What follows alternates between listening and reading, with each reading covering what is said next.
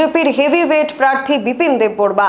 জনজাতি মোর্চার নেতা, তার পাশাপাশি বিজেপির সম্পাদক বিপিন দেববর্মা এত বড় একটা হার বা একটা পরাজয় কিভাবে মেনে নেবেন? তার কারণ এই হেভিওয়েট প্রার্থীর জন্য রাজ্যের মুখ্যমন্ত্রী থেকে শুরু করে ক্যাবিনেটের প্রত্যেক মন্ত্রীদের প্রচার ছিল একেবারেই দেখার মতো।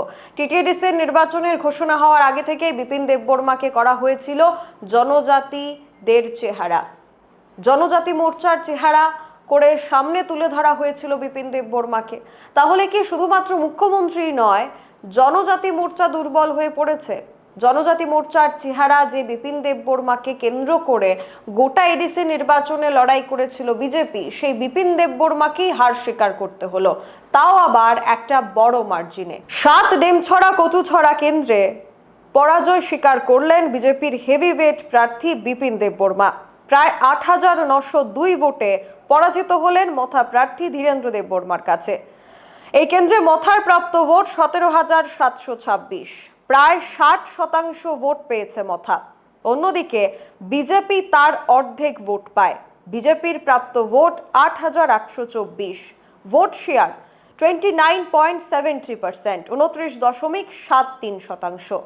এই কেন্দ্রে বিজেপির হেভিওয়েট প্রার্থী বিপিন দেববর্মার জন্য প্রচার করতে দেখা গিয়েছে বারংবার মুখ্যমন্ত্রী, রাজ্যের ক্যাবিনেট মন্ত্রী বিকাশ দেববর্মা থেকে শুরু করে আরো অন্যান্য নেতৃত্বদের। তবে তাহলে নিজেই কি নিজের চেহারাকে তুলে ধরতে পারেননি বিপিন দেববর্মা?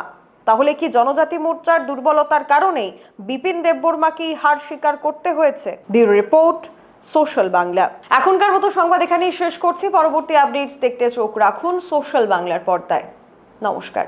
রাধাকৃষ্ণ জুয়েলারি নিয়ে এলো অক্ষয় তৃতীয়া বিশেষ অফার। 10 থেকে 25 এপ্রিল 2026 পর্যন্ত 700 টাকা ছাড় প্রতি গ্রাম সোনার গয়নার কেনাকাটায়, 20% ছাড় হীরের গয়নার মজুরিতে এবং হীরের মূল্যে, রূপোর গয়নার মজুরিতে এবং গ্রহরত্নের মূল্যেও 20% ছাড়। পুরনো সোনা ও হীরের গয়নায় পাচ্ছেন 100% এক্সচেঞ্জ ভ্যালিউ, আর প্রতিটি কেনাকাটায় থাকছে নিশ্চিত উপহার। আমাদের প্রতিটি শাখায় রয়েছে ফ্রি জেমস্টোন এবং গোল্ড টেস্টিং সুবিধা, সাথে ফ্রি জুয়েলারি ইন্স্যুরেন্স। আমরা প্রতিদিনই খোলা, তাই আজই চলে আসুন আপনার নিকটবর্তী রাধাকৃষ্ণ জুয়েলারি শোরুমে। সবার সাদর আমন্ত্রণ। রাধাকৃষ্ণ জুয়েলারি, উষা বাজার, আগরতলা, ধর্মনগর, বিলোনিয়া, উদয়পুর এবং পোলো সেন্ট্রাল মল।